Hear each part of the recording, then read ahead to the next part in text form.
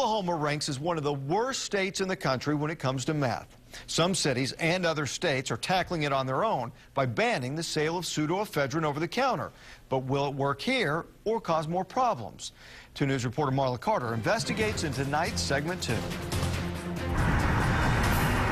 Good old Oklahoma, the sunshine, the beautiful flowers and trees, and the allergies. I get a runny nose, I get stuffed up nose. A lot of times it'll actually go into my chest. So to help, John does what many do by getting medicine over the counter. But the main ingredient that fights allergies, pseudoephedrine, is the main ingredient in meth. It's why you can only buy so many boxes of medicine with the drug a month.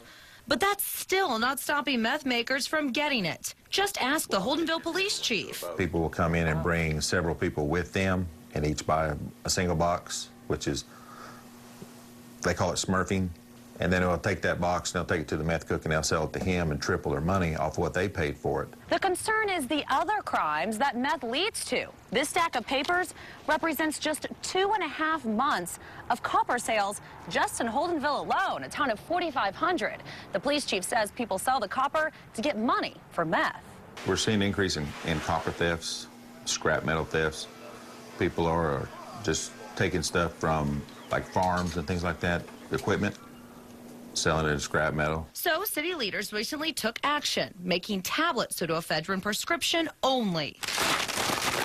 It's something this Holdenville pharmacist supports. I think meth is the scourge of the earth, is what I think. Before the city law, he says no one asked for pseudoephedrine products. But now? I think a lot of people, they got it at Walmart here in town, and since Walmart's abiding by the law too, they thought, well, we'll just come down here and we'll get it from these guys, and you know, they couldn't get it here either, so I guess they're having to go out of town. I've heard people say, well, let's just go over to Seminole and get it. Just 20 miles north to get the goods. And the police chief knows it. It is a concern. We are currently looking at Holdenville's policy. McAllister, Wagner, and Shoto have all passed similar laws. Still, as an allergy sufferer, John doesn't think he should have to go through a bigger hassle to get his allergy medicine. Especially people can just go to the next town to buy pseudoephedrine. Me being a law-abiding citizen, I've already given up the fact that I'll give up my driver's license, my social security number to buy a box of Advil.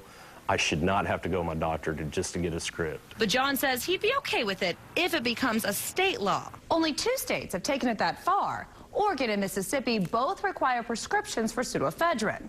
The law has been in place for 5 years in Oregon, and in that state, officials report a 96% decrease in meth labs. Meanwhile, Mississippi made the law last year, and state leaders say they've seen a 66% decrease. So far, Oklahoma hasn't been able to pass such a law on a statewide level.